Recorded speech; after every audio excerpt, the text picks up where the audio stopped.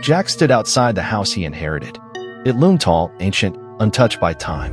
The wind whispered through broken shutters. No neighbors. No welcome. Just the forest. Watching. Inside, in the living room, a photograph of a family stood crooked on the mantel. One face was scratched out.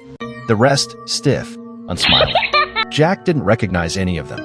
But the scratched one, the shape of it, seemed familiar. That night, as Jack tried to sleep, he heard footsteps above. Slow, deliberate. He walked upstairs, each step creaking under his feet, but the hallway was empty, dust undisturbed.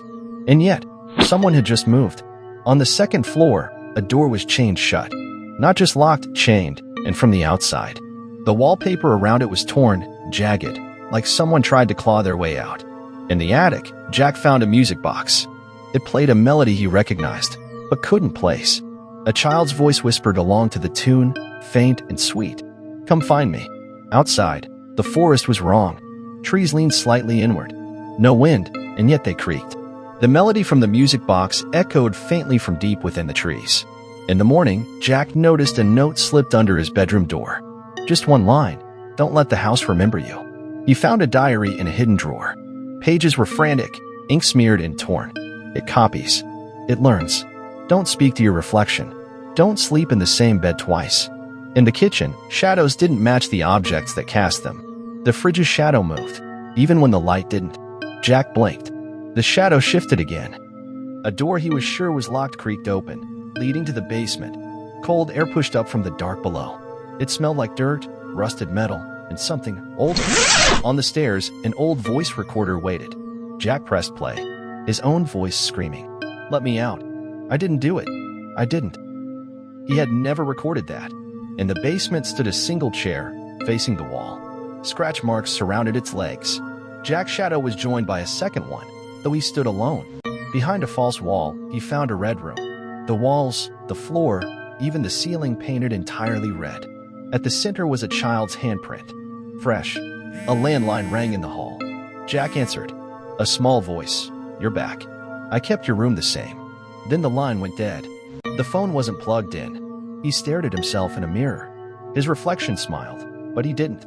It moved first, then mimicked him. It whispered, "You left me here." The walls pulsed, inhaled when he exhaled. The wallpaper fluttered slightly, like breathing skin. Jack pressed a hand to it. Warm. He dreamed he left the house, walked far until he reached the road. But then he woke up outside, confused, then woke again in bed. Was he ever awake? A portrait on the hallway wall began to bleed from the eyes. As the red streaks formed, Jack realized it was him, but older. A door opened to reveal a different room each time. Once it was a child's bedroom, then a padded cell, then just endless black. Mirrors began to reflect people behind him, tall, still, watching. He turned fast. No one there. He turned back, and they were gone. In the attic were tapes labeled sessions. He played one. A calm voice, a therapist. "Jack, do you remember what you did? You were meant to forget." Another tape. "You were the last one. We tried to help you. We had to erase it." Jack's breath caught. He didn't remember anything. Behind a bookshelf, a hidden room. Children's drawings covered the walls. All of them showed him, crying, locked in a red room. Old papers, documents, said Jack never left the house as a child. He had been raised here, then transferred to family. The gaps in his memory weren't accidental. He saw a woman in white walk past the hallway. He called out. She didn't turn. When he followed, she was gone. Her image was in the children's drawings too. The piano downstairs began playing on its own. The same haunting melody, keys moving, slow and deliberate. Jack followed a whisper. Inside, claw marks. A child's shoe, too small for memory. He ran out the front door, desperate, but appeared in the basement. Again, the house didn't let go. It reset. He found a leather-bound journal. On feeding the house silence. His uncle's name was listed. In the attic stood one large mirror. He looked into it. His reflection spoke. "You locked me in here, Jack. It's your turn now." The mirror's surface pulled him inward. He couldn't fight. Everything reversed. Now he was inside, looking out. A young woman walked through the front door. A new air.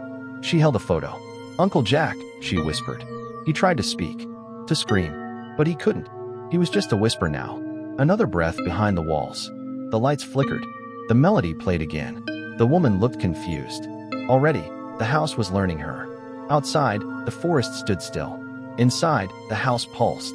It didn't just trap the forgotten. It fed on them. It remembered what others wanted buried. The echo house waits.